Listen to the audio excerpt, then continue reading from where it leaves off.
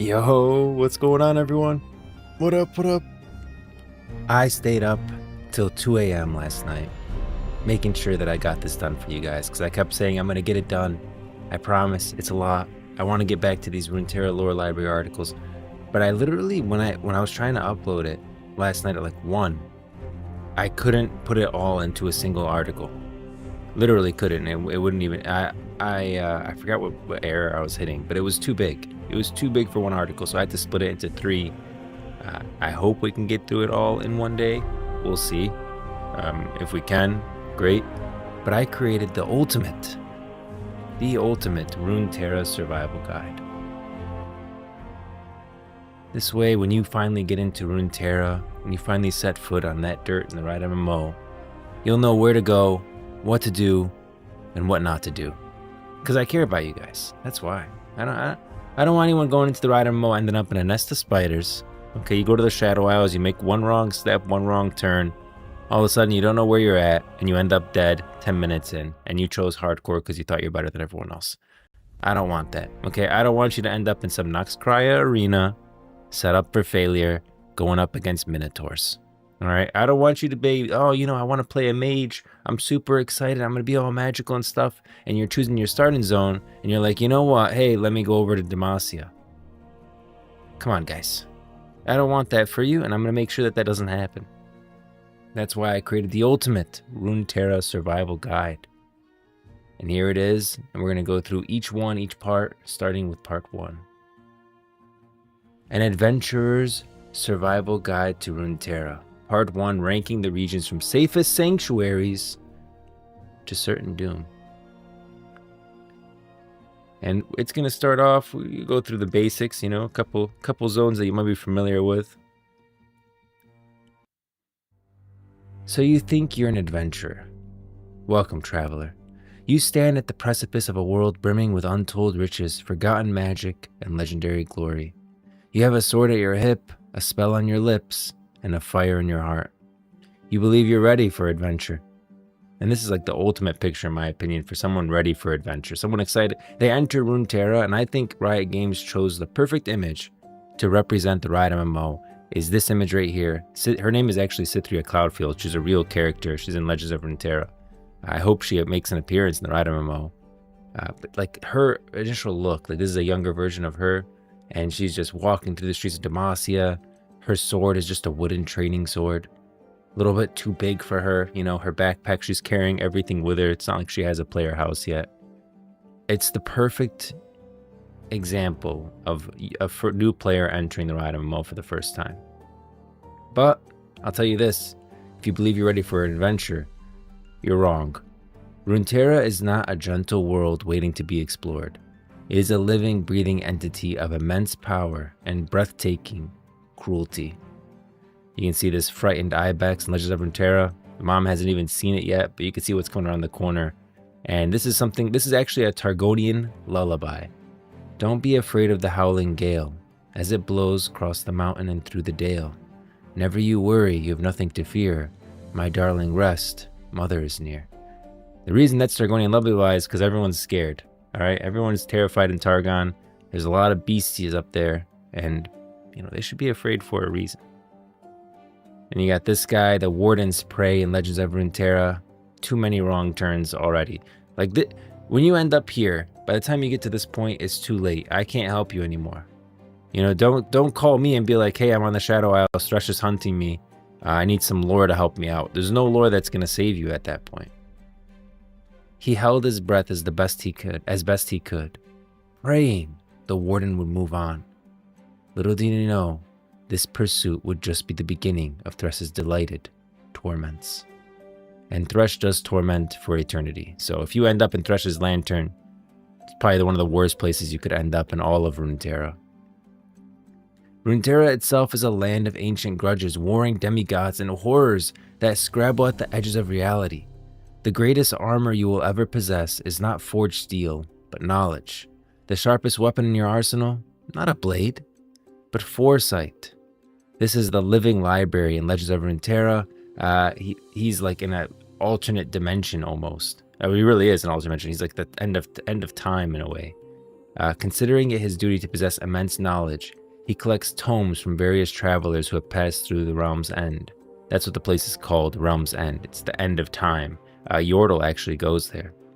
Unfortunately, all of this knowledge appears to have gone to his head. He's collected all knowledge and he gets a bit cocky about it. I want you guys to get to that point. I want you to get to the point of the living library where you're that cocky about what you know about Runeterra. This guide is that foresight. It is a threat assessment of a survival manual compiled from hard-won experience. Herein, the major regions of this world are ranked from the most welcoming havens to the most certain of graves. The analysis is based on a simple set of criteria: the physical threats of war and crime, the environmental hazards of climate and terrain, the societal dangers of oppression, laws, and hostile cultures, and the supernatural threats of malevolent magic and cosmic oblivion. Read carefully, study the maps, learn the customs, and respect the warnings. Your life will depend on it. Survival is not guaranteed. Note that the cover images of each zone comes from this book, The Realms of Runeterra. It's one of my favorite books. I really recommend you give it a read. Picture the map of Runeterra if it were a book. That's what The Realms of Runeterra is. It's awesome. At number 13, let's get into the list. At number 13, I put Piltover. The City of Progress. Threat level, minimal. Minimal, guys. This is the image for Piltover and Zon. It comes like together in one. This is actually the image in the book. It says the dual city-states of Piltover and Zon control the major trade routes between Valoran and Shurima. But they're divided between their social classes is gradually becoming more and more dangerous. Home both to visionary inventors and their wealthy patrons, Piltover is a thriving, progressive city overlooking the ocean. Dozens of ships pass through its docks every day, bringing goods from all over the world, and allowing the resident merchant clans to fund incredible endeavors, including artistic follies and architectural monuments of their individual power, with ever more artisans delivering into the emergent arcane science of Hextech. The self-styled City of Progress is fast becoming the destination for some of the most intelligent and skilled craftsmen from across Runeterra. And we'll get into Zon a little bit later. But this is where Piltover is located, this area on the map. If you ever watched Arcane, that's where you spend most of your time. At a glance, Piltover is the safest harbor an adventurer could ask for in the tumultuous sea that is Runeterra. It's a thriving, progressive city whose power and influence is on the rise. This is the University of Piltover. The inventions of Professor Cecil B. Heimerdinger made him famous, but it was his animated lectures and notoriously unpredictable classroom demonstrations that earned him a lasting impression on Piltover's brightest minds. This is the forge of tomorrow. If Piltover is a city driven by invention, then its forges are its engines. This is Valoran's culture and commercial center, a place where ambition is channeled not into conquest, but into innovation. Its power comes not through military might, but the engines of commerce and forward thinking. For a newcomer, this focus on progress translates into, honestly, a relatively stable and secure environment. The culture of Piltover itself is a deterrent to common street-level violence. Its people are defined by a particular character. A citizen of Piltover is typically self-reliant, does not expect handouts, and always aspires to do better. Sounds nice. It sounds nice, guys. If you're going to pick a player house, you just want somewhere where it's quiet, not too much danger, really relaxing, Piltover is probably the place to go. This fosters a society where conflicts are more likely to be settled in the boardroom or the laboratory than in a dark alley. Order is maintained by the wardens, a formal and well-equipped police force, providing structured systems of law enforcement that is absent in many of Runeterra's other locales. This is a patrol warden from Legends of Runeterra. The primary dangers in Piltovers are not born of malice, but of accident and ambition. The city is a global center for Hextech research, a potent fusion of magic and technology. This research is often esoteric and inherently unstable, meaning the greatest threat to your well-being might be a miscalibrated hex coil in a nearby workshop exploding. The other significant danger is the bleed over from its sister city below, Zon. The two cities share a complex relationship, and smuggling is rampant between the two cities, with Zonite thieves frequently orchestrating raids on Piltover. And honestly, that was pretty much one of the raids, right? At the beginning of Arcane, what were they doing? They were raiding a Piltover house. It ended up being Jace's home. An adventurer stepping onto the pristine sun-breached avenues of Piltover might marvel at its order and cleanliness. But this safety is a carefully constructed illusion, maintained by a brutal act of physical and social engineering. One need only look down into the deep canyons upon which the city is built to find its dark, choking reflection, Zaun. So here's Piltover's newest structures. You can see they're like a graceful mixture of polished marble, latest work. They're pretty. That's the point of it. Piltover's really, really pretty. And here we just scroll down. I love this image because you start out in the golden light of Piltover, the city of progress, all this beautiful like golden buildings, golden lattice work done on them. And there's this one random building up here in the middle that looks a little different, a little bit green, a little bit mustier, at least especially when you start getting lower. We get into like the lower levels of Zaun. This is probably where most people live in Zaun, kind of this area here. But we keep going, starting to get to less populated areas. Still pretty populated, but less than above. And we're getting into like the sump where no one really lives. And if you go to the map of Runeterra, right here, you can see the names of these places, the different levels of Zaun. But maybe, you know what, I'll get into that when we get to Zaun, when we get there. Piltover was once part of a greater whole with Zaun, but a cataclysmic event split them, allowing the top side to flourish while the undercity decayed. The truth is that Piltover's rise, both literally and figuratively, was built upon the foundations of Zaun. According to Vi's internal monologue in the short story Child of Zaun, the disaster was caused by rich merchants who got excited about digging a canal. Too excited to make sure the land was stable.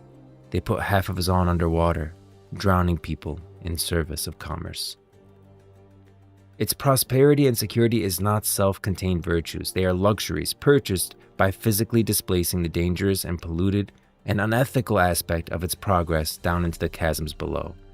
Think about it. If you can just export all of your crime and problems into a place, that's what they do. Yo, thanks Rasan for the follow. That's what Piltover does. That's why Piltover is so safe. All of its problems, all of its mess, all of its toxic runoff, it all ends up in Zaun. And so yeah, if you could concentrate every criminal in one place, that's what would happen. Criminals, quote in quotes, air quotes, criminals. The true cost of Piltover's safety is Zaun's lethality. An adventurer is safe in Piltover precisely because the risk inherent to their society, the toxic runoff, the volatile experiments, the crushing inequality, have been forced upon another populace. This adventurer's verdict? Ideal starting point. Your biggest risk is being swindled by a powerful merchant clan or getting caught in the blast radius of a stolen Hextech prototype. Keep your coin purse secure and avoid any back alleys that seem to lead ever downward. You should be okay. So, if you're a new player and you don't want any problems, why don't you head over to Piltover and Zaun? Don't go to Zaun at all. Stay in Piltover. Enjoy the golden lattice work, the beautiful streets, the secure banking system, and stay there. Now we enter Demacia, the Kingdom of Justice. Threat level. Conditional. Conditional, guys. I don't want to say it's safe. It's conditional. There's a couple requirements there. This is the image for Demacia in the book. And this is where Demacia is located, right over here on the map. This left little area. Demacia presents itself as a bastion of order in a chaotic world. It is a strong, lawful kingdom with a prestigious military history. Founded on the ideals of justice, honor, and duty. For the average non-magical adventurer, this translates to a remarkably secure and predictable society. The streets are safe, the military is disciplined, and the laws are strictly enforced. You can see this is the Hall of Valor where fallen Demacian warriors are remembered for their sacrifice. You might recognize it from Xin Zhao's visions. Let me hide this a little bit. However, this shining facade conceals a deep and dangerous rot. The kingdom's safety is conditional. hinging entirely on one question. Can you use magic? This is a Mage Seeker investigator from Legends of Runeterra. You can see Lux over here, who we know, even if you play League of Legends, she's definitely magical, shoots light beams out of her hands. Forgive the intrusion, but we will require your full cooperation. We have been notified of some unusual happenings. Demacia was founded by refugees fleeing the Rune Wars, and its very capital is built upon petricite, a peculiar white stone that dampens magical energy. This is a great shot. You can see the petricite forests here. This is literally a petricite forest. These are the trees of Demacia, and it's what makes Demacia so unique. Fields of bare stone. You can see, look at these trees. You can see maybe they're harvesting some petricite from here. It almost looks like a mining in the back left. Like they're mining it, right? That's the petricite forest. This foundational fear has evolved into a brutal state policy. Magic is forbidden, and those born with magical abilities are hunted by the Order of Mage Seekers, who find and capture them without mercy. For any adventurer who wields magic, Demacia is not a sanctuary. It is a prison. And I think this does a great job of really entering you into Demacia.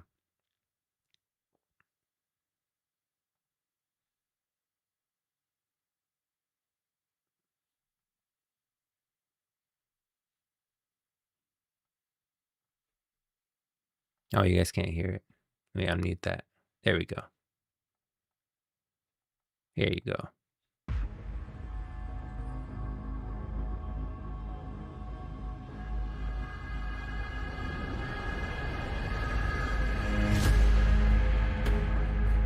In this land, magic is as natural as the soil we walk on. But mages are not free.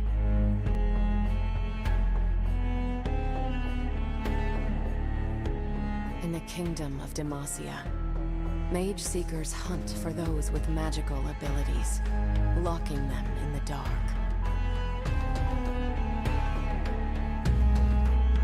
Silas of Dregborn, recruited by the... We'll get into Silas, but that's the gist of it, right? Mages are hunted and they are imprisoned. If you're a mage, you're going to jail. No questions, no trial. Your magic, well, you ain't staying with the people. This rigid ideology has plunged the nation into chaos. The kingdom is officially in turmoil.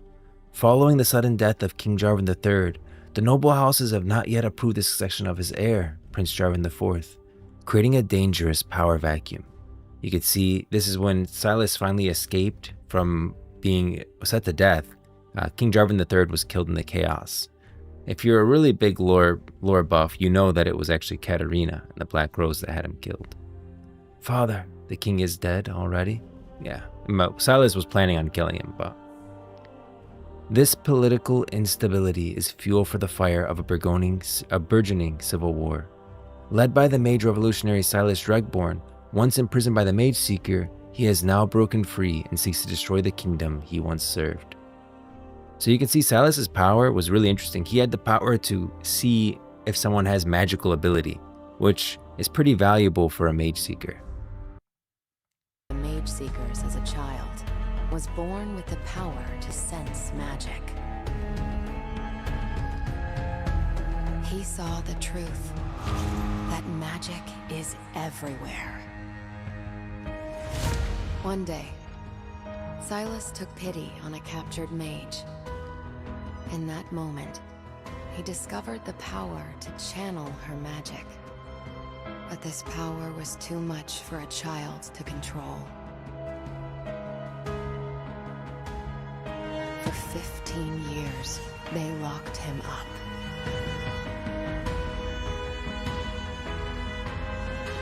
He stole magic from his only friend, Lux Crown Guard, betraying her to break free of his shackles.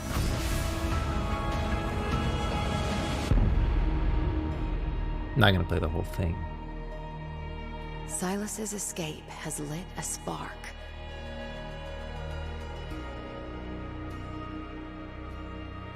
Yeah, Silas escapes and he starts the mage revolution, really. And that's what you're seeing here. Demacia was not built on a dream. Demacia was built on a lie. All those noble ideals and promises of a brighter future, they were never meant for the likes of us. We have been stripped of our freedom, our dignity, our very lives. I say no more. Mages of Demacia, the day has come. It's time we fight back. Yeah, so that's the only problem in Demacia. If you're a mage, maybe don't pick that as your starting zone. Gathering a growing army of outcast mages to his side, compounding these eternal threats into a growing xenophobia, the nation has become more insular and isolationist, and outsiders are increasingly viewed with suspicion. You can see like some of that battle happening here. Demacia with Garen. Garen's running here. Gets absolutely obliterated. And Silas enters, and you can see them fighting here. So they don't really agree. Silas and Garen and Lux in the 2022 Warriors cinematic. The great irony of Demacia is that its obsession with order has become its greatest source of chaos. The kingdom's founding principle was to create a safe haven from the destructive power of magic, which led to a society built on strict laws and military discipline. This very principle, however, led to the brutal persecution of its own citizens, which in turn created the revolutionary leader Silas, the most significant internal threat the nation has ever faced. The very systems Demacia built to ensure its safety, the Mage Seekers, the anti-magic laws, the rigid societal structure, have become the engine of its potential downfall. The kingdom's unyielding ideology has made it incapable of adapting to any changing world, proving the grim whisper that even justice can be corrupt. The danger here is not that Demacia is inherently evil, but that its most cherished virtues have curdled into self-destructive, violent vices. And you can see in here, this is really where it comes in. This next vision.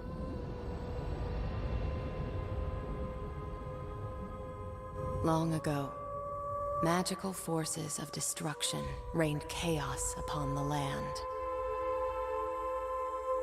Some survivors found a safe haven, a secret place where magic was dampened. A forest of stone trees that seems to repel the worst evils of the Rune Wars.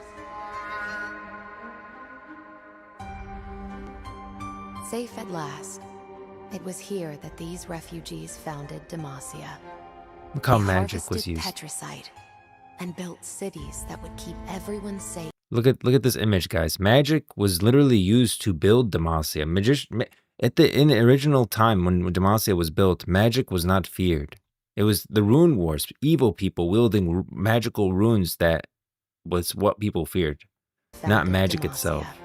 It got They twisted. harvested Petricite and built cities that would keep everyone safe from the magical horrors outside their walls. There's the winged protectors, Kale and Morgana. Here, magic was harnessed for good. Yeah. Mages used their powers to make the city stronger.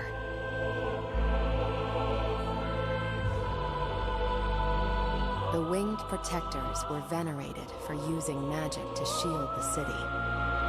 Their wings still decorate Demacia's walls.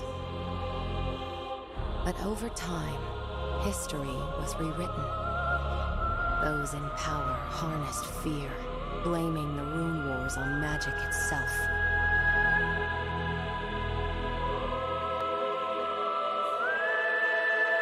Thus, the Mage Seekers were formed. Zealous in their hatred, they banned all magic and brought terror to the mages. Within its own walls, Demacia was under siege. Mages hid to avoid persecution. Soon, Demacians believed that their nation was founded not as a safe haven from evil, but as a safe haven from magic. That little twist, guys. But magic cannot be hidden for long. it persevered in shadow and secrets. I'm gonna pause here. And people need magic, whether they admit it or not.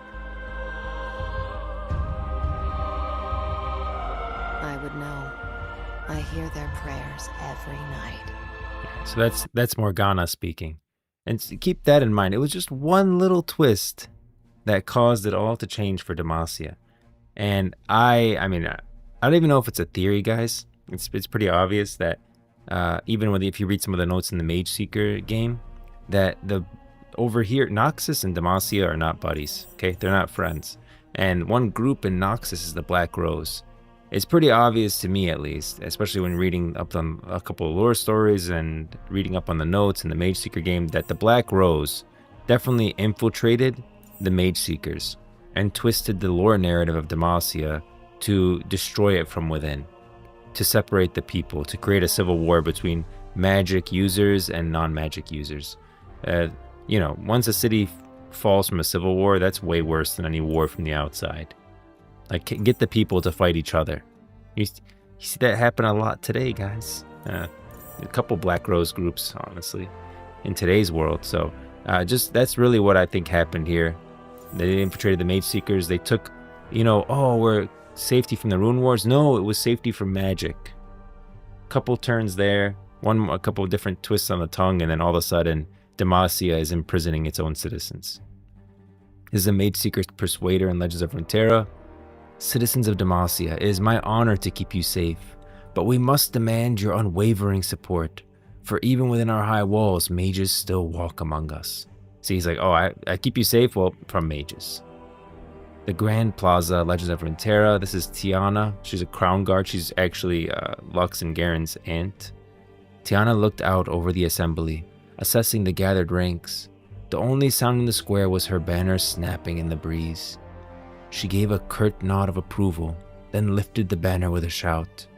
Who among you is ready to fight for Demacia?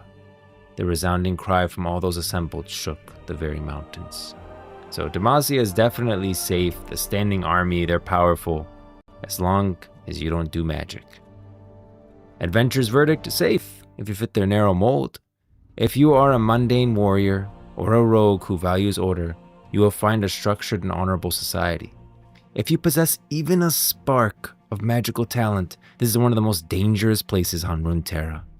Keep your head down, offer praise to the king, and bury your spellbook deep in your pack. Next up is Ionia, the First Lands. Threat level, low to medium. This is the image for Ionia from the Book Realms of Runeterra, and this is where Ionia is located, all the way up here in the top right.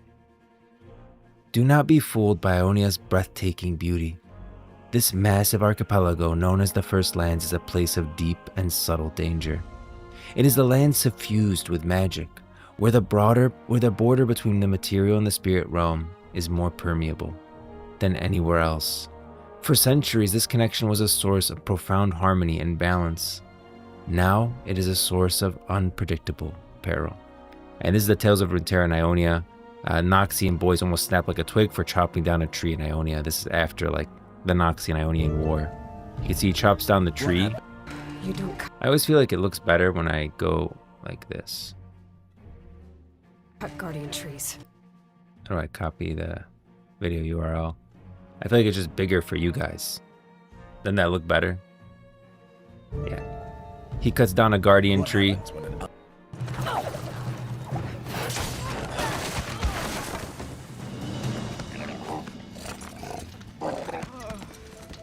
You're just a kid. Stay away! Adorable.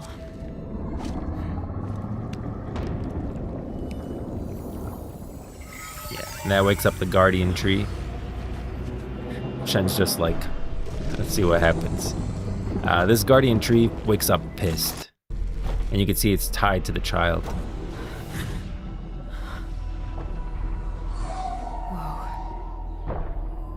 Shen's kind of looking through the spirit. Protector. It is fueled by the anger of the forest. Ali, no! He knows, balance must be restored, right? And fighting it is not how you're gonna solve the balance. The balance must be returned. Can't we just bend the rules? He's a kid! Shen's so like chill about it. This freaking towering tree just running at this child. Come on, come on! Sorry, kid, this thing wants your head. Betrayed. I love this cinematic. She plants it, she waters it, and then the creature literally stops. It's about to crush him. But she plants it, gives it some water, and then it grows. A little magic from Shen, and that tree really sprouts. Yeah.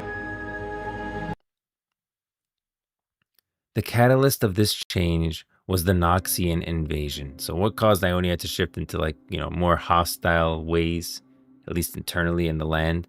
Through the Empire, that Noxian invasion, through the Empire, though the Empire was eventually repelled, the war shattered Ionia's long-held pacifist traditions and left deep, festering scars on its people and its land. Ionia now exists in an uneasy peace, its society fractured by the trauma of the conflict. Well, I have to fix that, but that's supposed to be the Awakened cinematic. I can play it, but it's not loading. Might be just like a page load error. Yeah, I don't know why that was like that, but you can see in this cinematic. Could be video URL.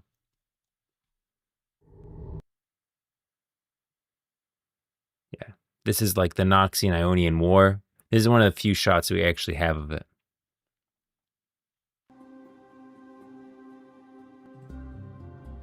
I really rallied the Ionians.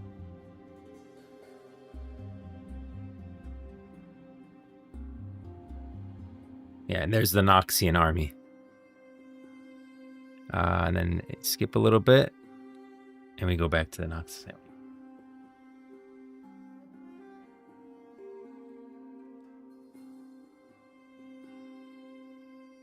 Yeah, that war really screwed up a lot of things in Ionia.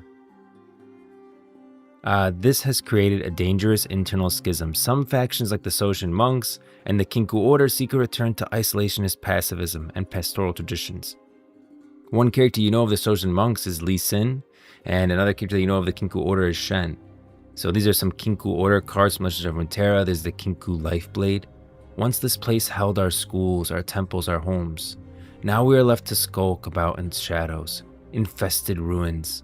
Zed's order has defiled the legacy of this sacred place. I'll be sure they regret it. And then there's a Kinku student. Embrace the balance on every level, mind, body, spirit. Resist the impetus urges of youth. Elevate your perspective. That's Shen teaching him. You can see Shen in the background right there on the tree. And then here's another one is the Kinku Wayfinder. Wherever she goes, she ensures the others can follow. In stark opposition, more radical groups like the Navori Brotherhood and Zed's Order of Shadow demand a militarization of the land's magic to create a single unified nation that can take vengeance on Noxus. So in terms of the Navori Brotherhood, there's the Navori Blade Scout. These are all from Legends of Runeterra, by the way.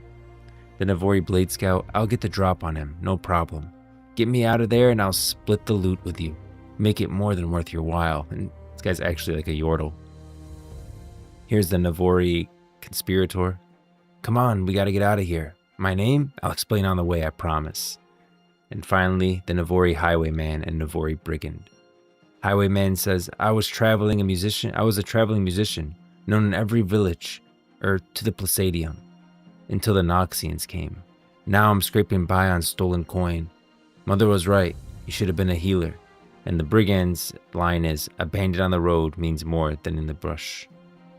And you can see them both, so you can see this kind of change, especially in the Navori Highwayman's line. Then there's the Order of Shadow that's led by Zed. This is like a great cinematic that just shows Zed killing a bunch of Noxians. It's not really, it's like more like animation workshop, so nothing too crazy, but it does look really freaking cool.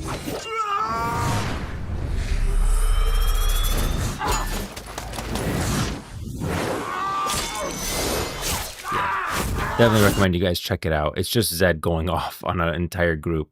This cinematic is more like kind of something that I wanna show you guys. If you ever played like the Legend, if you've ever seen the Breathe cinematic by Legends of Runeterra, this is Darius, Noxian for sure, and going against Zed in the Order of Shadow.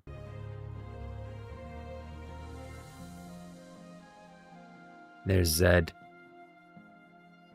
I love the rain here in this cinematic.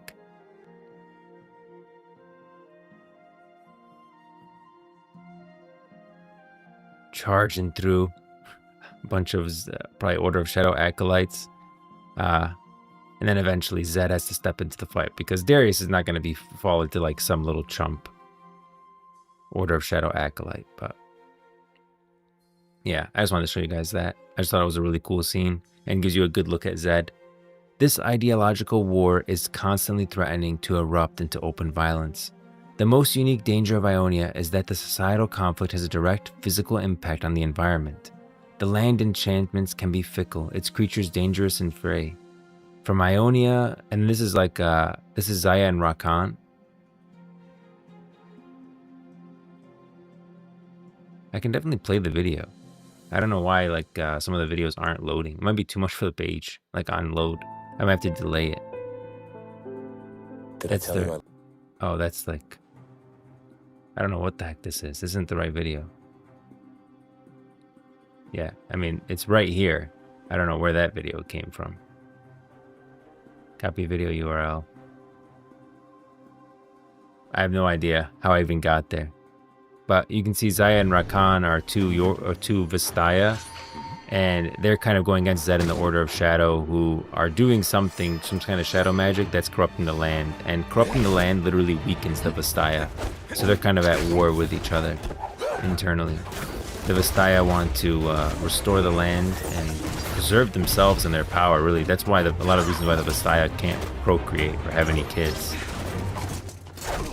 And you can see right when they defeat Zed here, they actually do defeat Zed and destroy like this flower thing that's corrupting.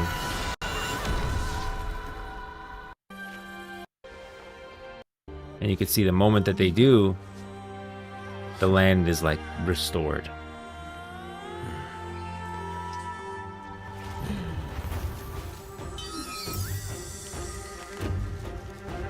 Which is very good for the Vistaya. That beat always reminds me of Madagascar. I don't know why at the end. And the turmoil among the Ionian people is making them more so. The permeability of the spirit realm means that the collective anger, hatred, and fear of the populace are bleeding into the land itself, corrupting the spirits and twisting the natural magic into something hostile and malevolent. This is the Kin of the Spin Blade cinematic. Ionia is also known for its large concentration of demons. You see one trying to feed on Yasuo. This is Kin of the Spin Blade.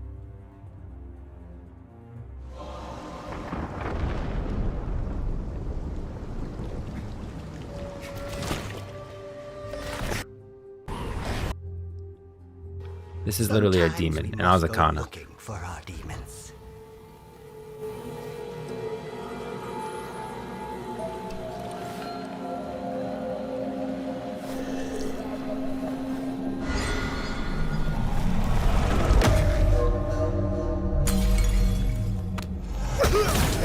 Demons feed on like human emotions, bad ones, regret, fear, agony, those kind of things.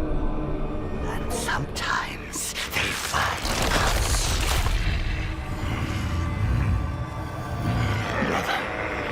Yeah. He's feeding on regret, I think, mostly there. He literally says brother. And Yasuo, if you're going to feed on regret, Yasuo's got a good amount for you. In Ionia, the political landscape is the literal landscape. The civil strife is not merely a danger to people. It is actively warping reality and making the environment itself an enemy. The region's identity is defined by the pursuit of balance, and its magic is intrinsically tied to the state of the land and its people. This is the Palladium of Navori, which is actually where like Ionia made their first stand. Situated in the heart of the continent, the Palladium is one of the Ionia's most sacred places. Many have journeyed here to study a renowned school or meditate in its wild, magical gardens. Undoubtedly, this was why it became such a tempting target for the invading armies of Noxus. Not their first stand, but one of their like first stands that really hit Noxus hard. And the Black Rose actually was a part of it. I think the Placidium Novoria is where Swain, if you know him, lost his arm.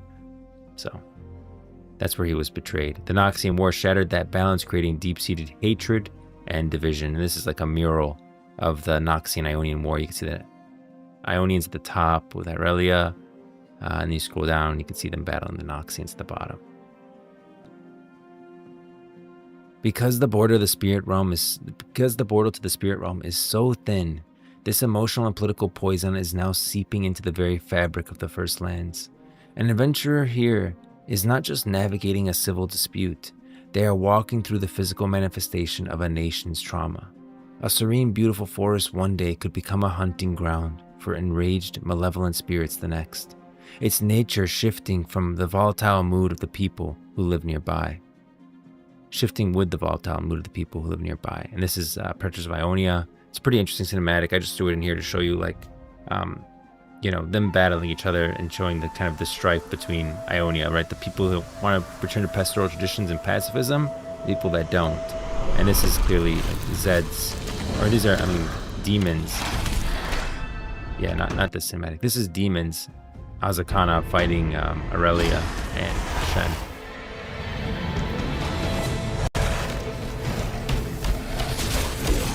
If you want to see demons, you go to Ionia. Adventurer's verdict: tread lightly and choose your allegiances with extreme care. The danger in Ionia is subtle.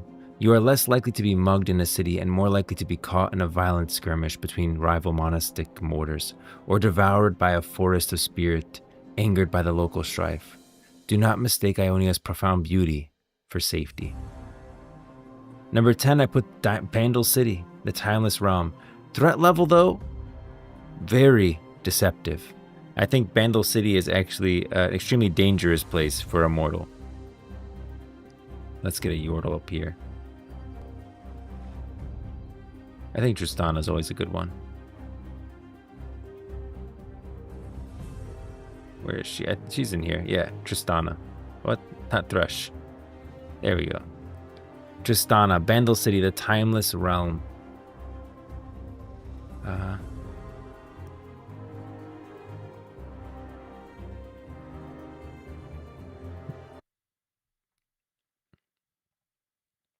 There we go.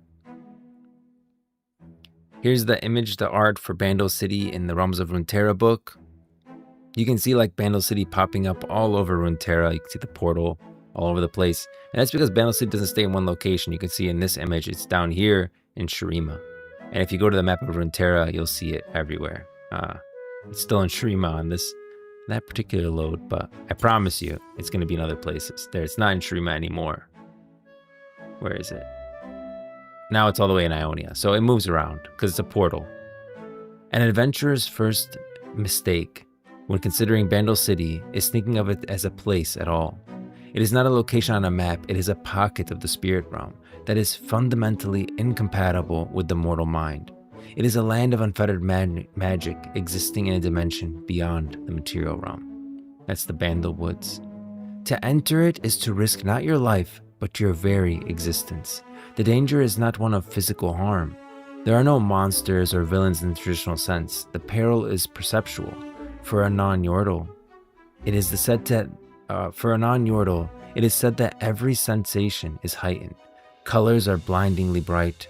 Food and drink intoxicates the senses for years, and once tasted will never be forgotten. This is not a pleasant experience. It is a form of sensory assault that can unmoor a mortal's perception of reality, leading the foolhardily to be led astray by myriad wonders and end up lost in a dream. So what that's saying is that if you end up in Bandle City, it's so bright, like food tastes so good, your senses are so overloaded that at one point you just end up kind of lost in a dream. And this is like the Bandle Tree. So I don't know if it's a good thing for mortals to go to the Bandle City in the spirit realm. Long before the Yordles called Bandle City home, there was only a tree. No one knows why or when, but it grew to fill the space behind reality, unfurling its branches into the spirit realm until it had no clear beginning or end.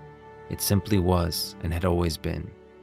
The greatest threat, however, is the realm's timeless quality.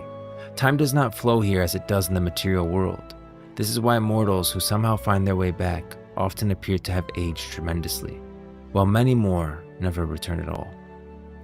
A visit that feels like an afternoon could span decades in the outside world, or you could simply cease to exist within the normal flow of time altogether. The pathways to Bandle City are themselves a defense, as they are rarely seen by mortals. You do not find Bandle City. It finds you, and rarely for your own benefit. There's some otherworldly gateways. Runeterra is linked to an enchanted place in the spirit realm known as Bandle City. The pathways are rarely seen by mortals, for they only open under particular circumstances or for those with the ability to read and interpret the language of the Yordles. I think that could be a really interesting Riot MMO mechanic. Eventually we have this Bandle City expansion, and we learn the language of the Yordles, right? And we're able to kind of go back and traverse the world more easily using these Bandle pathways. Like, you know, you have an expansion, eventually we get into like the Shadow Isles, something like that, something really far. The whole map is kind of built out. We never really go to Demacia and Nox or Valoran as much anymore, or Shurima, some of the earlier stuff.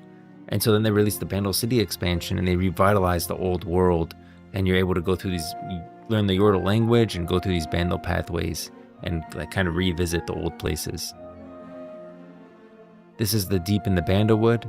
While there are portals whose positions can shift over time, there are many that stay rooted in a single location. The magic of the spirit realm occasionally ebbs back and forth around such places, known as Bandlewoods, and affects the local flora and fauna in strange, unpredictable ways. Then there's this, which is the geometry of transit. Certain pathways can only be opened with a series of specific gestures, often defined by peculiar symbols inscribed nearby. This particular portal opens to a deep cavern when the low tide reveals a pattern of runic circles, filling the indentations with seawater. Bandle City is not dangerous because of malice, but because its fundamental nature is alien to mortal comprehension. It possesses an existential threat, not a physical one. It does not kill you, it erases you.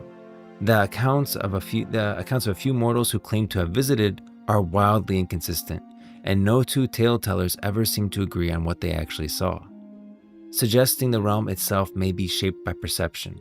While recent explorations like the game Bandletale portrayed as a whimsical and cozy place for its Yordle inhabitants, this very whimsy is what makes it incomprehensible and reality-breaking for a human. The danger of Bandle City is akin to the danger of staring into an eldritch truth. The human mind is not built to process it. The death one suffers here is the dissolution of identity, the unraveling of memory, and the complete loss of one's place in the timeline of reality. It is a metaphysical trap, not a dungeon to be conquered. And this is like a really good cinematic. Don't mess with Yordles. I just like the very beginning because what you're about to see here. These are the low roads. Corky, I've got this. The network of portals. You need a recon. I'll help you find him. I know where he is. The Bilgewater pages are missing from his scout journal. Yeah, Besides, weren't there enemy bogeys? Yeah, I just wanted to show you guys this. The Yordles do end up winning here. Don't mess with Yordles in Runeterra. But you can see like different portals, different areas. That's how Yordles kind of traverse across Runeterra, is using these low roads. Adventurer's verdict: do not go here under any circumstances. If you stumble upon a shimmering, inviting portal in a quiet glade, turn and walk in the opposite direction. There's no treasure, no glory, no secret knowledge worth losing your past, present, and future for. This is not a place for adventurers. It is a place where adventurers and the memory of them come to end. The problem is, you cannot live in Bandle City. You can't see Bandle. Like, you going there, you may end up just lost in a dream, never to return. Targon, the Celestial Peak. Threat level, medium to high. And this is the last one that we're going to do today. So to better understand Runeterra, this is like the image of Targon in the Realms of Runeterra book. And this is where Targon is located, down here in the bottom left. I think this image does a really great job of showing like just how freaking high the peak of Mount Targon is. Can you imagine trying to climb this thing? Kind of insanity. Mount Targon is more than a mountain. It is a divine crucible, and it is hungry. The mightiest peak in Runeterra, it is an entity that tests, judges, and ultimately consumes those who dare to scale its slopes.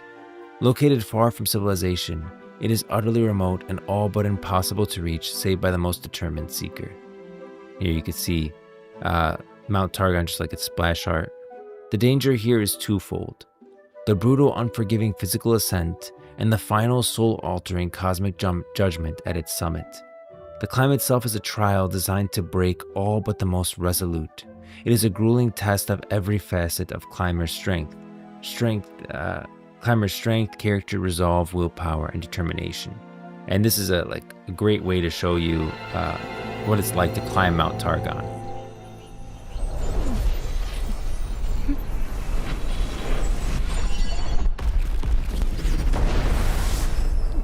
This is a Vastaya. I forgot what those are called. Stellacorns? I think they're called Stellacorns. They actually, there's like Legends of Runeterra cards for them. Oh, let me, I always forget to, let me do this. Yeah, there's Stellacorns. We see it fall. She picks it up and she's like, well, I'm going to take you back to the peak of Mount Targon. And so she begins her climb. Oh, cute. She gets into like between the fight of Leona and Diana.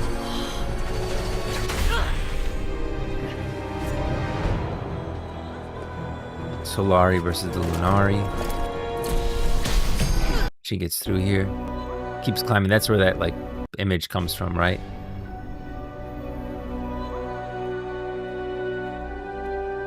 There's like the stars of Targon. Man, no one does cinematics like Riot Games.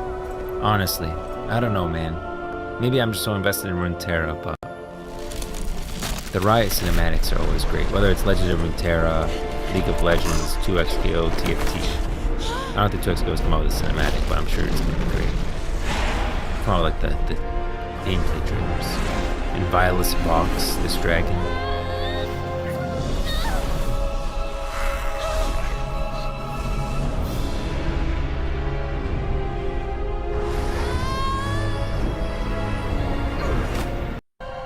They crash, but then somehow this Stellacorn just wakes up and just boom. It's like, I have power, I forgot. She reaches this area, which is this is actually a place. This isn't the peak of Runeterra, is it? Well, you do see the Arbiter of the peak, I think, at one point. So yeah, this is the peak.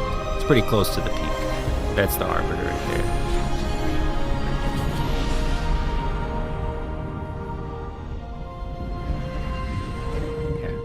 The only thing that confuses me on the cinematic is the Aurelian Soul part, because, you know, he's not just flying around Mount Targon looking all graceful. You know, if he got that close, probably snap Targon like a twig.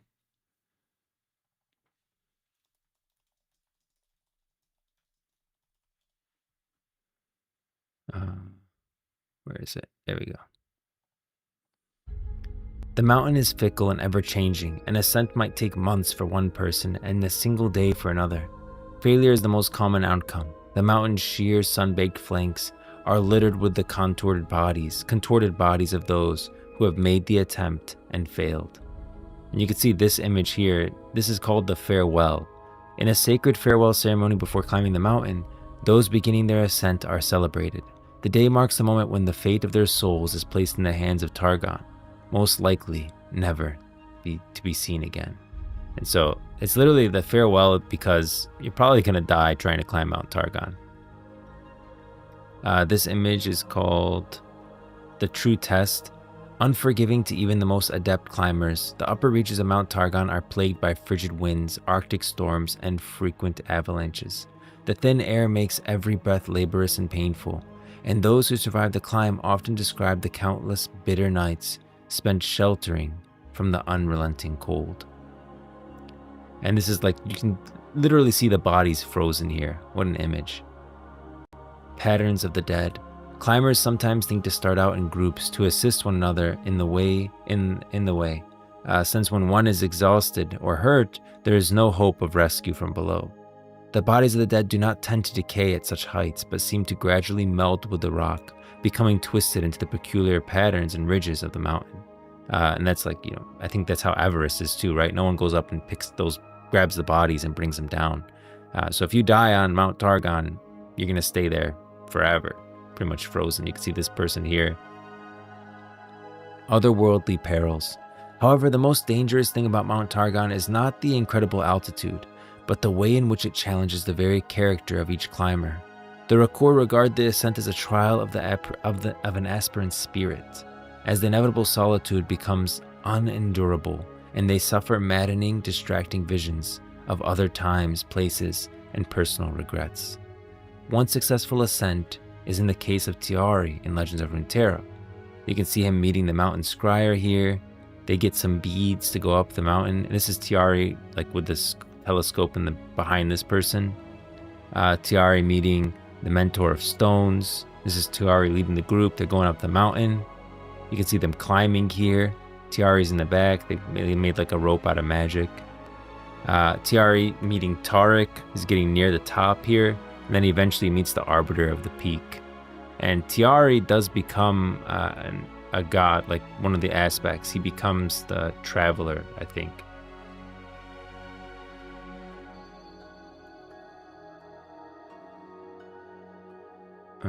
Yeah, Legend of Runeterra, the Traveler. Yeah, that's who Tiari becomes.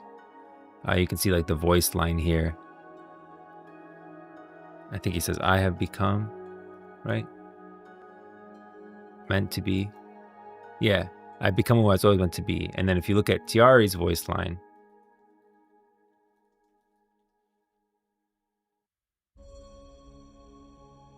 yeah, so he says, I'll become who I was always meant to be. And then when he becomes the Traveler, he says, I become who I was always meant to be. Yeah. So that's Tiari now. Not so much. You can see he's still actually got the necklace. I don't know. Is it? Kind of. It might be that necklace. Yeah, he's got the necklace on here. So that's kind of cool. Kind of ties his model together. As the Rakor tribes who live at its base know, the mountain cares nothing for mortal ambition. For the hardy few who survive to reach the top, the true test begins. The mountain peers into your soul and passes judgment. Most are found lacking and see only an abandoned expansion of ruins and faded carvings beyond human understanding. But for the select few, the summit reveals a gateway to the celestial realm. This is not a reward. Those deemed worthy are changed beyond all recognition, imbued by an aspect of unearthly human power with a destiny few mortals can comprehend.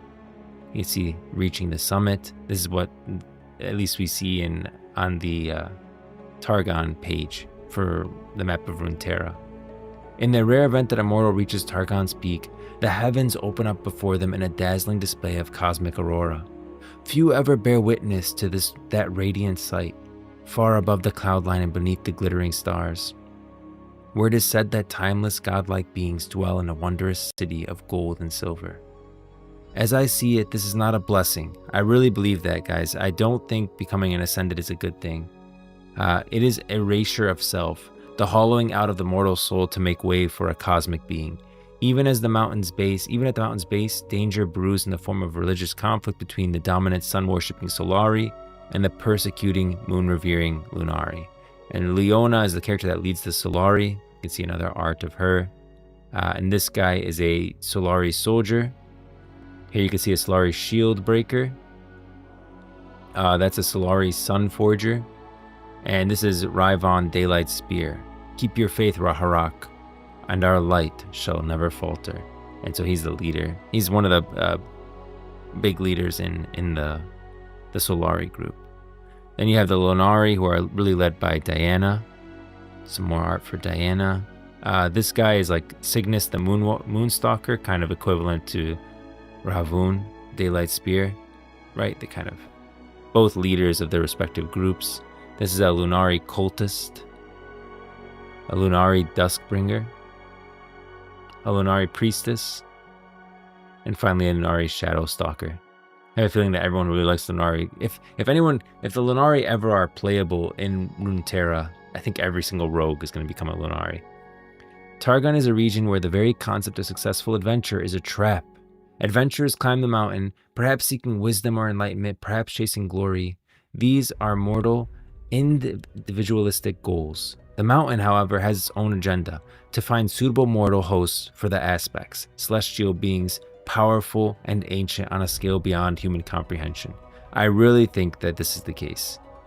The mountain has its own goal. Why does the mountain care? It's not just making these people aspects just out of like, great job climbing Mount Targon. I want to reward you, and so I'm gonna meld you with this freaking celestial being, right? I don't think that's the case.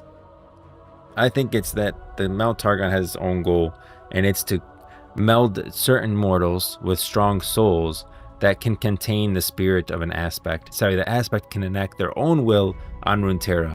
This is the warrior in Legends of Runeterra. That's the one that melds with Pantheon and literally takes over his body until eventually being pushed out with the fight with Aatrox. The strongest star in the night sky, they say, is that of the warrior, an ancient being thought immortal, who descends from the stars to prove his worth in combat. Never has he been beaten, but all stories must end, and all stars must die. The Golden and Silver Sisters is from Legends of Runeterra. Though both were formed of cosmic light, they fought for they were two alike, and so they too split night from day, so each could always have their way. So the conflict between the Solari and the Lunari, a lot of it stems from the Golden and Silver Sister and their conflict. Look how they're imposing like their own strifes on the people of Runeterra. The Lunari and the Solari didn't always have conflicts. They didn't always fight each other. But now all of a sudden it became like where the Lunari thought, the Solari thought the Lunari were heretics. One of the reasons why Diana goes and becomes, helps the Lunari is because she's with the Solari and she realizes that the history has been kind of changed over time. That the moon was respected as well as the sun.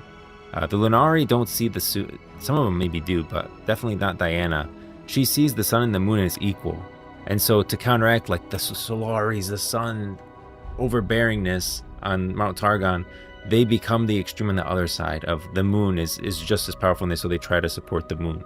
But the problem is that the Golden and Silver Sister are the ones that are like started this feud between the sun and the moon. And this is like the hymen of the hours.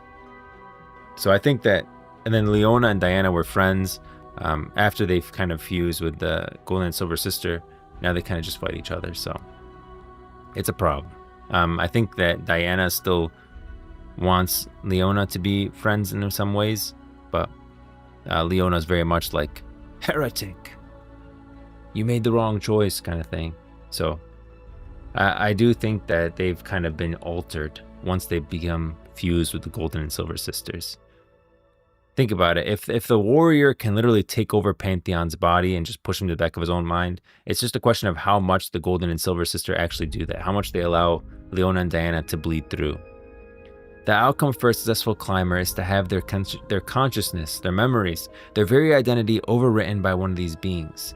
They cease to be themselves. This means an adventurer's definition of success, surviving and gaining power, is mutually exclusive with the mountain's definition of success, finding a suitable vessel. You either die on the slopes, are rejected at the peak, or win by ceasing to exist as an individual. Targon is a cosmic filter designed to consume ambition, not reward it. This is the peak of Mount Targon. Indeed, once every few generations, one of these aspects may descend from the mountain within the body of a climber. Within the body of a climber, they have deemed worthy. Such an occurrence is the stuff of legend, and it's likely that these divine creatures shaped the destiny of the world in ages past. So my adventurer's verdict for Mount Targon is climb at your own soul's peril. The mountain does not care about your goals or your dreams. It is a test with only one passing grade: self-annihilation. The real danger of Targon is that it might just give you exactly what you think you want. I think that's a good place to stop. I'm glad I split it into 3 articles because these are pretty long. So maybe Monday we'll go through part 2 and then we'll go through part 3. I think I should split it on YouTube into separate videos too. Because that was a lot. That's a long article. That might be like close to an hour-long video. But this is the ultimate survival guide for Legends of Runeterra. I really want to play some Doombots. Let's do it. Let's do a little bit of the Doombot action. Just a little bit of Doombots.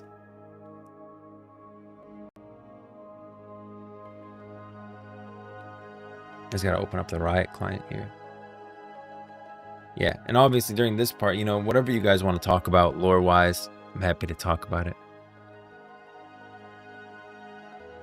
You know, I wonder if I can actually get good at League of Legends. Like, even not really good. I wonder if I can get decent at League of Legends to the point where I can actually play. I'm having a lot of fun playing Doombots, but I feel like that fun might end if I play an actual game and people just destroy me.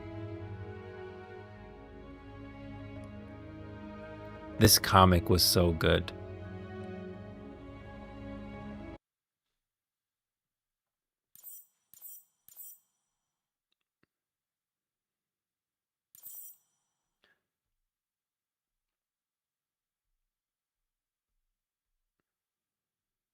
Maybe we'll play Brand. I've faced Brand a lot.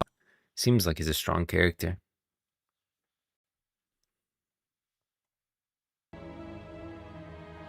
really like the Targon Legends of Runeterra Celestial Summit soundtrack too.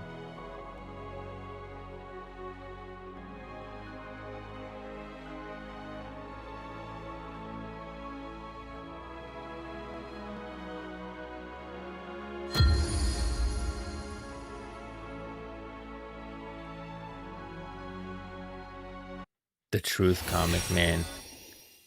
It's such a good comic. It's so good.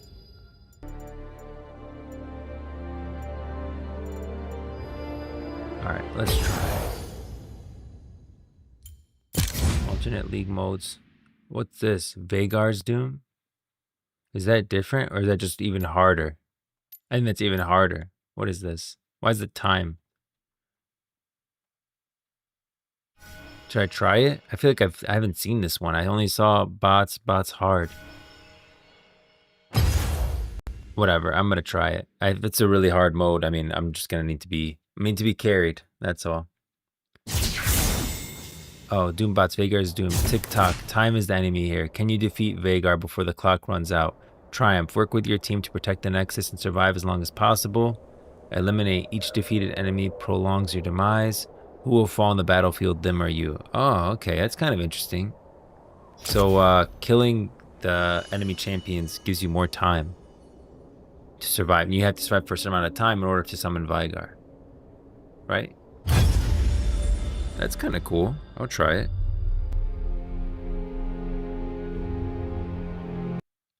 If anyone's watching and wants to get into the game, let me know and I'll add you.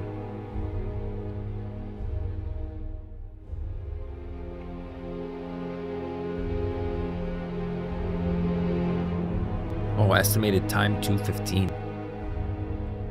Well, that's a long wait. We could talk about the new comic in the meantime. I know what's their name put out a thing on it. Can I pull up the comic here? Can I pull up the comic while I'm in queue? Oh, I can.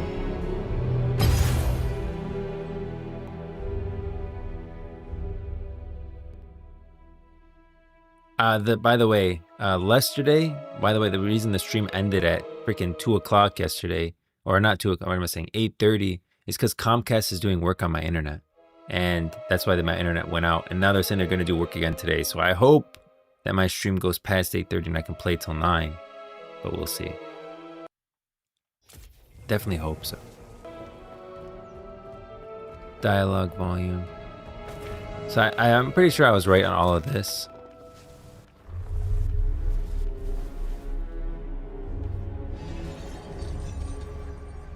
Yeah, I remember all that.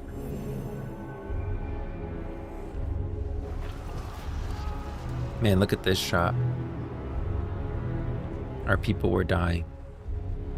You know, this is that what's that cinematic where you see for Varys? Let me pull it up here. In the Varys cinematic, you actually see this fighting happening with Valmar and Kai. As we fall. Yeah, I think that this is the Palace Ionia. Palace, I mean. And then they're carrying him in, and that's where they dump him. Which, his buddy, basically, they're both hunters, and his buddy right there is shot with a couple arrows. And so, it's like, well, let's get you into the well. And that, where's the right? Yeah. This was no fairy tale. Our people were dying, and you could see, I think this is actually the same place as Palace. Someone was prayed for the shrine spirits for deliverance. And that was when he came to us. This isn't him, though. Is that one? That's not how Varys looked either. Who is this Darkin? I mean, that Darkin just dies anyways. I'd only ever known the gods of the Third Lands as our enemies. Until the day I saw one of them rout an entire army single-handedly. He must have been pretty far back during the Void War to not be corrupted at all. I mean, he is corrupted, but it's just a lot slower for him since he hasn't been corrupted enough to become a full Darkin by the Void. At least at the beginning, he knows that he's going to be corrupted. Alright, I haven't tried Brand yet, and I want to keep trying new champions because I feel like that's how I'll learn how to beat them if I go against them. So let's try Brand. Ready to set the world on fire. Let's do it. View abilities. Blaze. Brand's spell let his targets blaze. Our blaze dealing damage over 4 seconds, stacking up to 3 times. If Brand kills an enemy while it is ablaze, he regains mana. Oh. When Blaze reaches max stacks on a champion and a large monster, it becomes unstable. It detonates in 2 seconds, applying spell effect and dealing. Okay, so that's a big part of his playstyle. I wonder if that is the same things here. Oh, I can read it here too. It's probably the same thing. Stacking Blaze 3 times on a champion and a large monster causes them to detonate in 2 seconds, dealing each nearby max health as magic dampening. So it does like an effect. Seer launches a fireball that deals 80 magic damage to the first enemy hit. And if they're ablaze, Seer stuns the target. Target is ablaze. Is that the same thing here? Wow, exact same thing. Wild Rift. The Pillar of Flame. Brand creates a pillar of pure fire, dealing magic damage. Units that are ablaze, so if they're ablaze, take more damage. Brand conjures a powerful blast at his target, dealing this much damage. So, that doesn't seem too bad. Do I want to go boots first? I think so. And we'll queue this item. You can't contain me, summoner. Alright.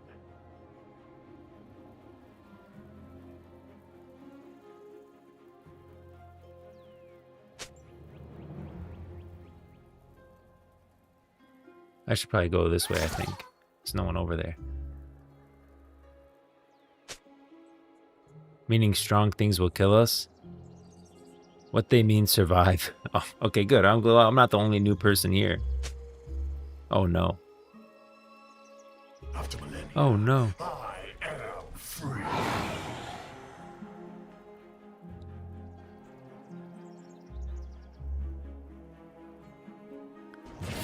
Oh shoot, what? Oh shoot, okay. Whoa, whoa, whoa. Whoa, whoa, whoa. Whoa, whoa, whoa. Jeez. Yeah, I probably shouldn't let this guy just freaking hit me.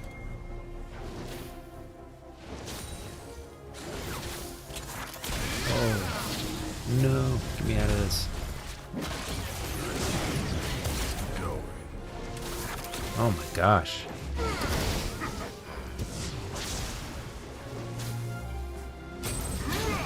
No, no, no, no, no. Okay. Oh.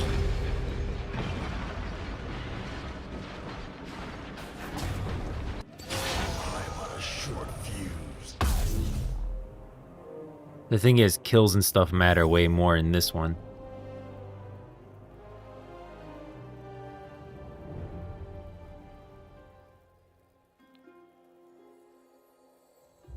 This This body is just one of many. Who is this, Morgana?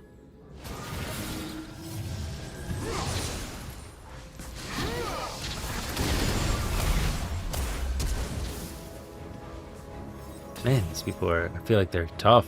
Like,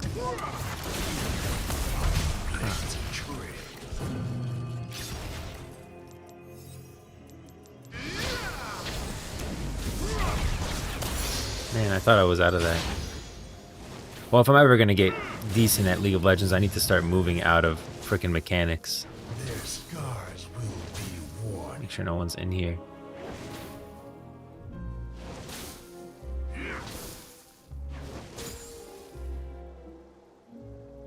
I'm kind of scared. I should honestly hurt the back. The curse, I'm gonna push it one more time.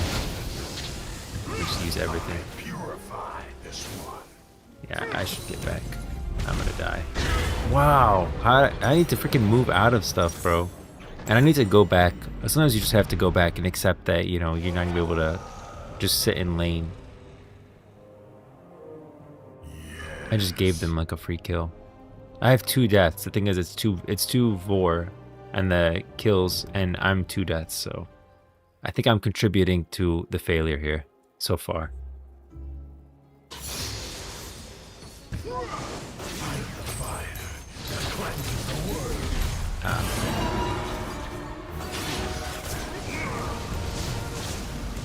Oh, bam. Bam. Bam. Okay, well then. You can't contain these summoners. Oh. Bro. He's about to use it.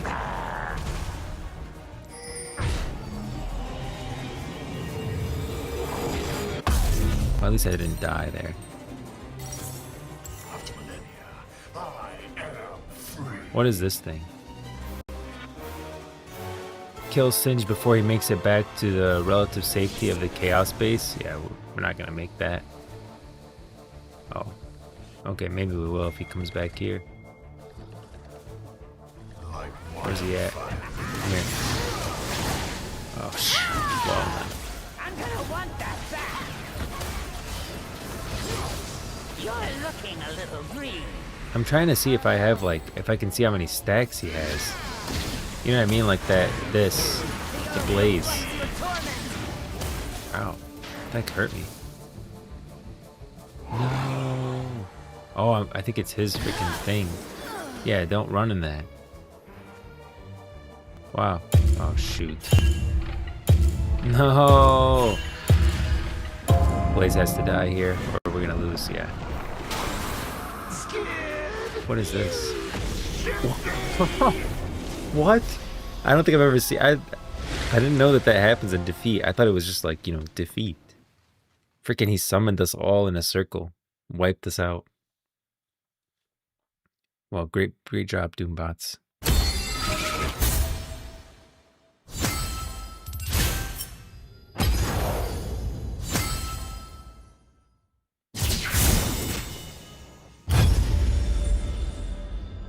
Where's the comic?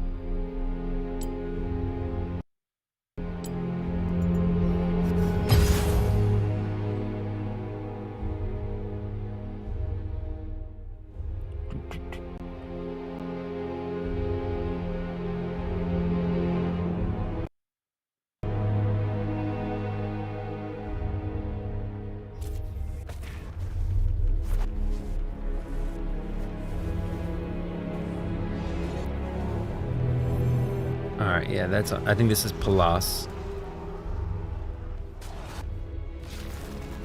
This is a darken that just gets cut in half. I only ever known the gods of the third lands are enemies. Look how big this guy is. Zaheen. Zaheen could stand by no longer. He felt responsible, I think. So this was a really interesting one. I'm still trying to figure out why it has the Sivir's Chalakar on here. Zaheen could stand by no longer. He felt responsible, I think.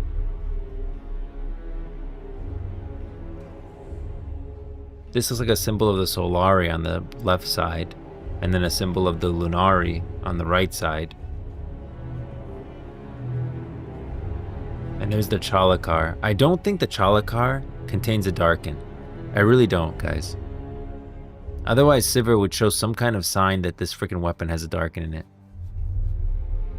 We do know that the Chalakar was wielded. Wasn't the Chalakar wielded by like the leader of the Ascended God Warriors?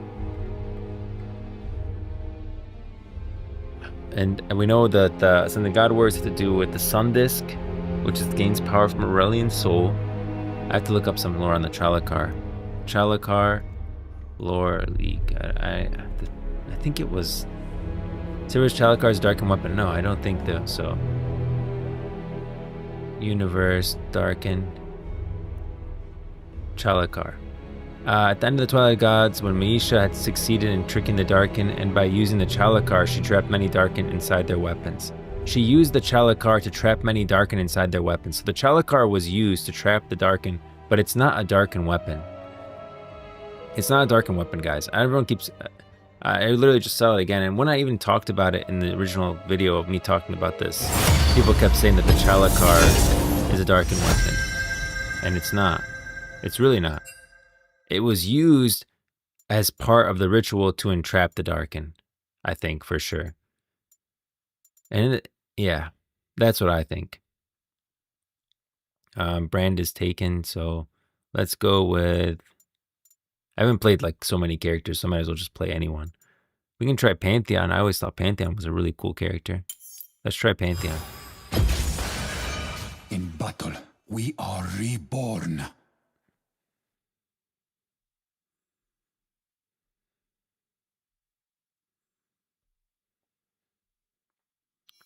View abilities. Mortal Will. Every few spells or attacks, Pantheon's next spell is empowered. I mean, it can't really do anything with that. Unless it like shows you that it's going to be empowered and you wait to try to use an ability on it. Pantheon thrusts his spear. Or throws his spear. Yeah. The Chalakar is not a Darken weapon. It's not. Man.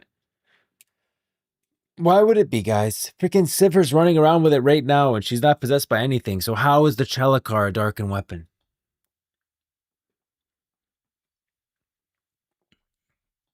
Silly people.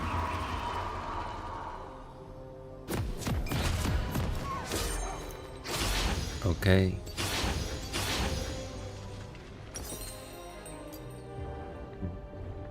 I'm having to click so much. I didn't want to buy 2 of those.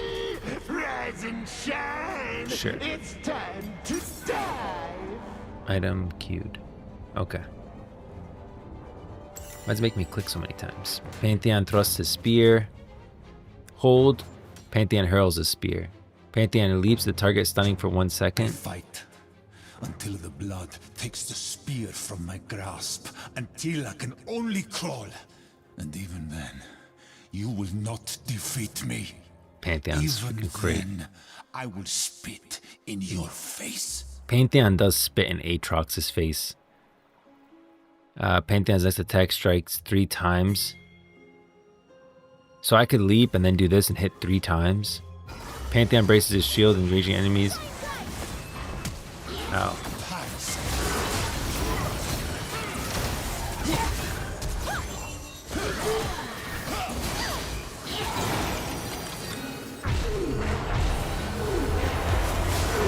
What is this? What is this? Ow. We live our lives in the shadow. Alright, let's get this Tristana. Face me.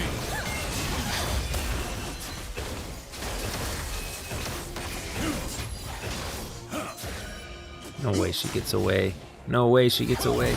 Nice.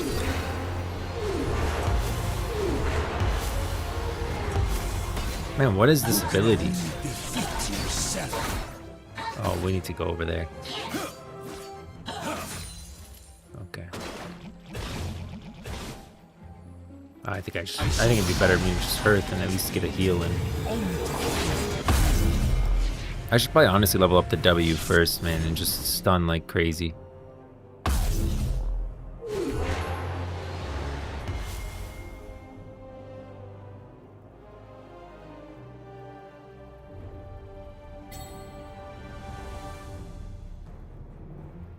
Yeah, I see him. I see him.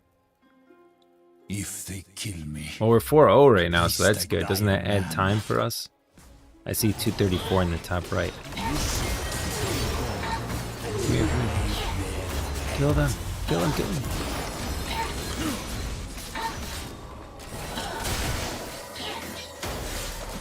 Oh, I didn't realize I do damage that way too. Oh, the stun is so nice. Man, one of these days I'd like someone to be running and I just throw my spear. Let me try this. Oh, damn.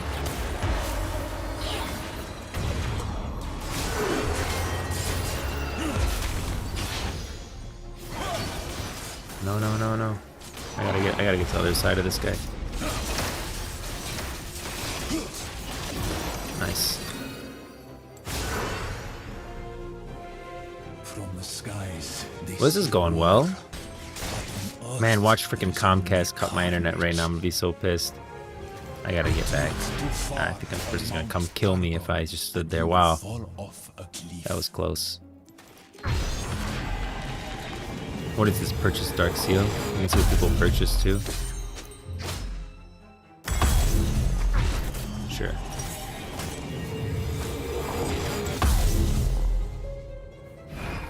I do not set the pace. I race against it. Kill Singed before he makes it back to relative safety and the Chaos base. Okay, we need to focus on this.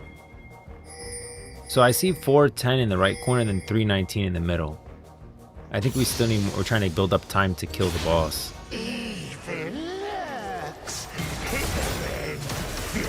Nice, nice, nice. Come here. Oh my gosh, this guy. Take too much damage just chilling there. Oh, I can do this? What? Oh. Is that not, what happened?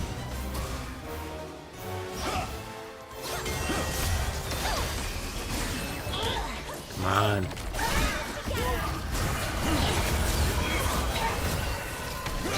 Oh, oh, that was cool. That was perfect, man. This little freaking tiny, I don't even know, cockroach is running away. Little cockroach, man.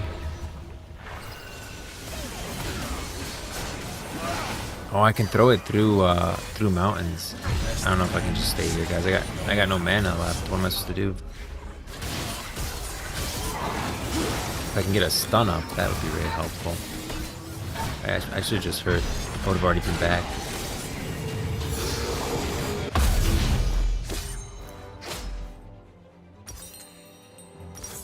I should be leveling up my stun.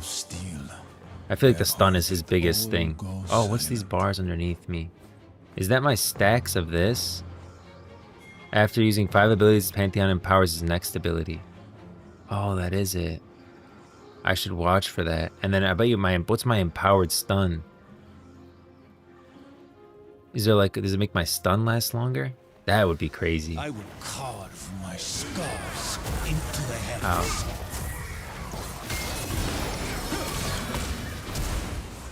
Where you going? Come on. Oh, man, Pantheon's cool, bro. Jeez, Pantheon's a cool champion. Let's get this Tristana. Dodge these missiles. Vic, I'm just watching the minimap. As a weapon.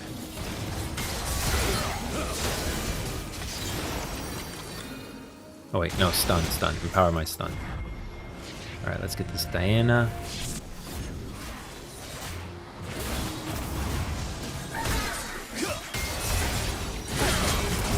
Ow, ow, ow, ow, ow. Oh, how'd I miss? How'd I miss? What a whiff, man. Oh, what a freaking whiff. It was an easy kill. She was right there. I thought I lined it up and everything. I had it. She was running and then she ended up killing me. I never thought I'd say this, but I actually really like League of Legends. Oh, and you got stunned in the pillar? Oh, but she destroyed it. But still. Resurrecting? No. No. I don't think so. Ooh. Ooh. Am I gonna die here?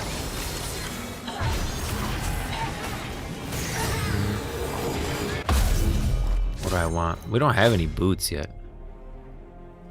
I mean, I feel slow, but at the same time, like, my goal is to build, just to be able to kill Vigar as fast as possible when he spawns, and I don't think I need to be that much faster than I already am. Pantheon already feels pretty quick for some reason. Movement speed wise. Oh, we got Malzahar. Let's get this Tristana. Come on, Darius.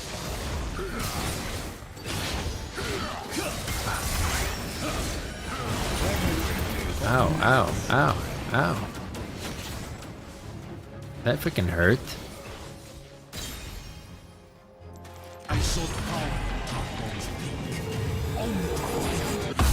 Pantheon gathers his strength to leap high into the air. He throws his spear above within a small area. Pantheon then crashes into a meteor. Man, it's an awesome ability.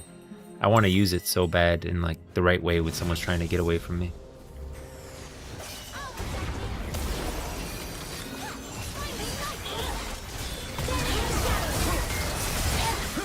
Oh, I literally did that the opposite way. Okay, this is it. This is it.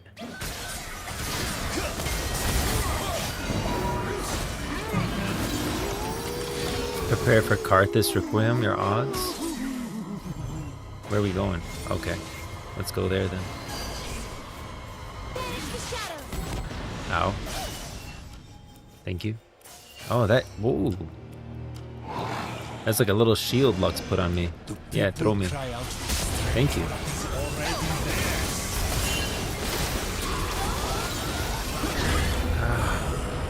I really messed that up. I think I'm messing up my ult over and over again. I could have absolutely gone in there and just... They were both lined up perfectly for it. That was prime ult time. Dang. I think we needed that.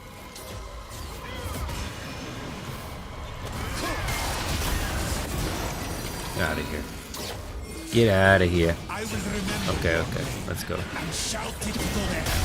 Ow, ow, ow, ow, ow.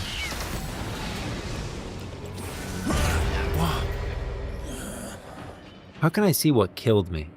You know what I mean? Like I want to see like Tristana did this, or you know how I died. Okay, let's go there.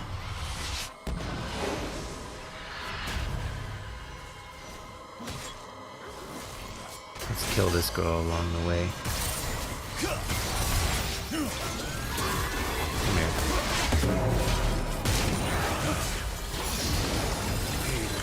That was probably pretty useless. That's not how you're supposed to use the ult. It's supposed to be when someone's like trying to get away or to initialize a combat, I think is probably the best ways to do it.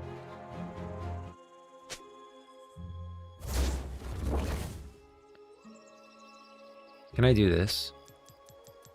I know I could do that in Wild Rift, a few games I've played. Ah, shoot.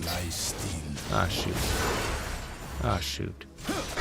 Oh, I tried to use the freaking bomb, trying to gain some distance, but then I just turned back and got myself killed.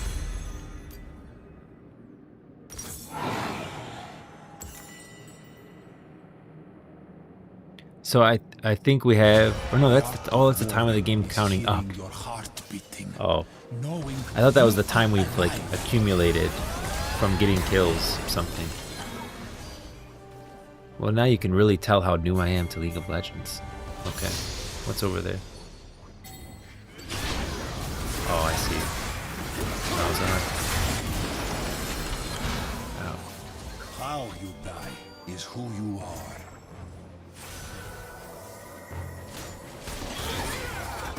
Where are you at? Pantheon seems really strong. I mean, my leap stun, especially that it auto targets. It's not like I'm it's not like a skill shot or anything like that. But I can just do that and just stun someone. That feels really powerful. Two of them lined up with this.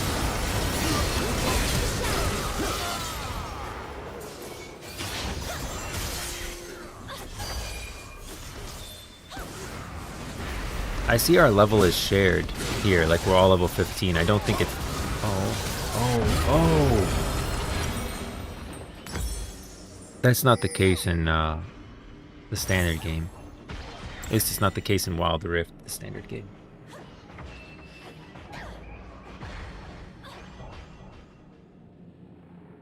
I will not surrender.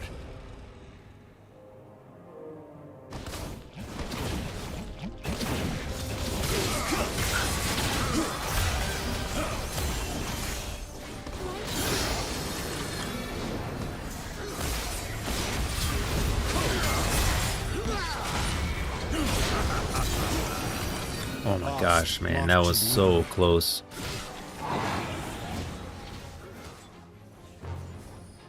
I'm like scared to even stop and hearth. Oh. Okay.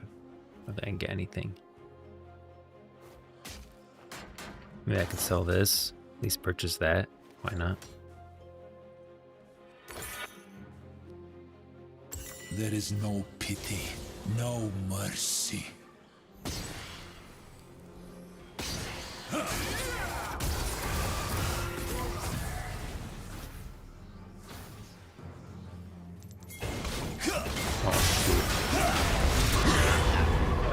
I should not have ulted there. Alting is in the bad spot gets me killed. And it doesn't do enough damage where it's like worth it to... I mean, look how much this damage does. 409. If I hold 409, this does... Small area deals 409. And slows by 50%. It's for when someone's trying to get away. For sure. It's not during a fight or anything like that.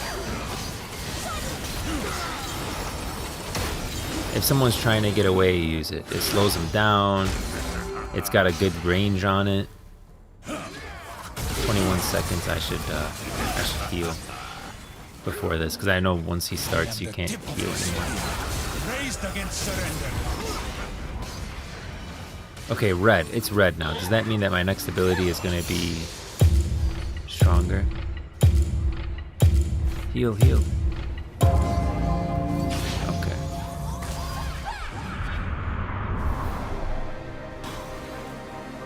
Alright.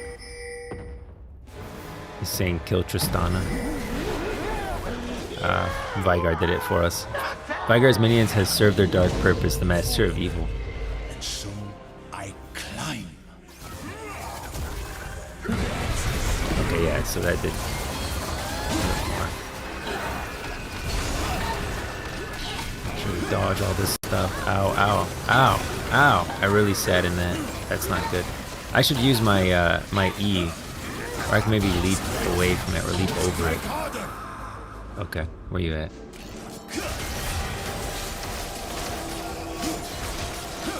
No, no.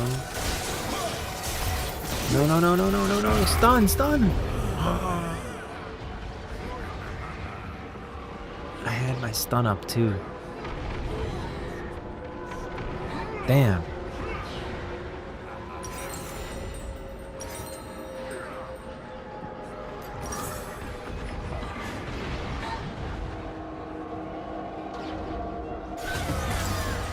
How many times must I die before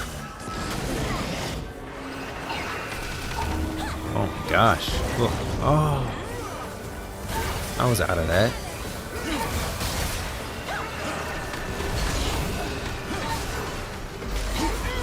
Okay, let's see if this works. Shield. I think it worked a little bit, but I kind of still moved into it. Where's my team? Okay, come on.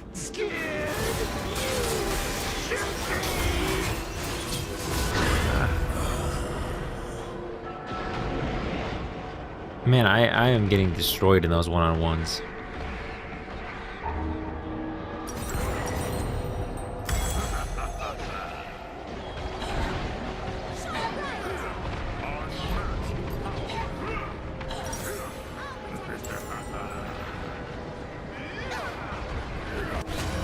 the earth is beneath me?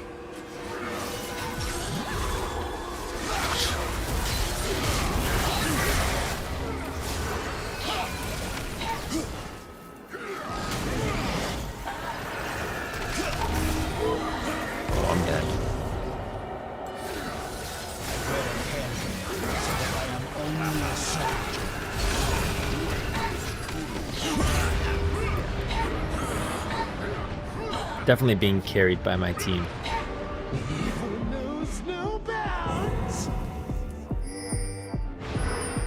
The beats, though.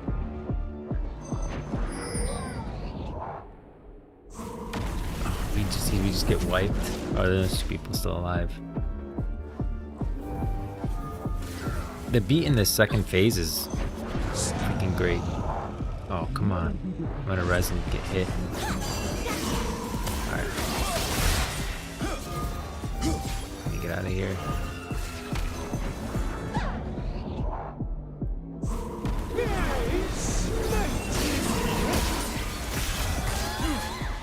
If they bleed, I will call their sister, brother.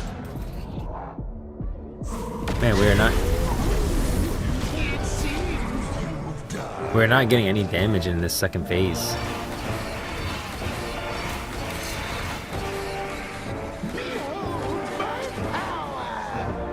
Yeah, we lost. Damn.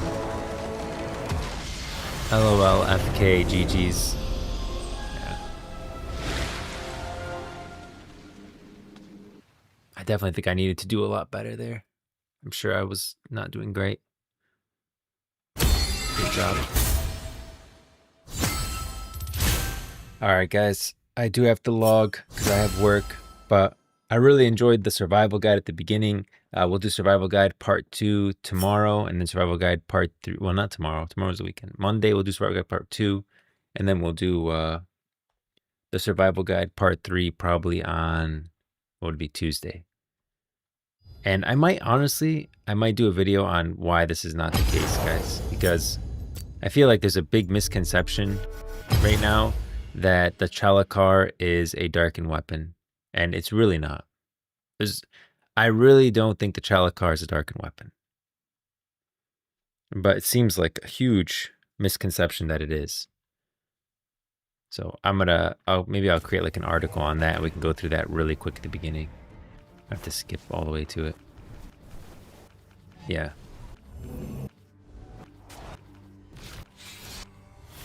I have to look back up the lore. I think the Chalakar was wielded by the person who led the Ascended God Warriors, and I think that weapon was used to imprison the Ascended, the Darken, in their weapons. Like it was a key, just like it was a key to the Tomb of the Emperors. It seems like it was also a key to imprison the Darken, but it was not.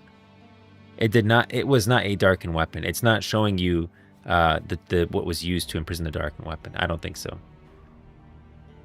But that's definitely a Solari symbol on the top, and that's a Lunari symbol on the bottom. So I just got to think about it. Let me think about it over the weekend, and I'll create the article. He had already slain several of his brothers and sisters. He would do so again if needed, though each death broke his immortal heart a little more. There was something remarkably human in that. Even so, we had no guarantee this was not some trick, a plot among the fallen ones to finally destroy the Kinku Order and subjugate all of Ionia. But there was little alternative. Zahin's offer of alliance was put to the Eye of the Twilight. That's big. Zahin's offer of alliance was put to the Eye of Twilight. So that's the leader of the Kinku Order. I think they explained to them how to bind them in their weapons, and they go and bind, Zolani. It seems like he could have just killed them. Zolani and Rost. Instead, he and Ionia continued to bind them with their weapons, right? Instead of just wiping them out.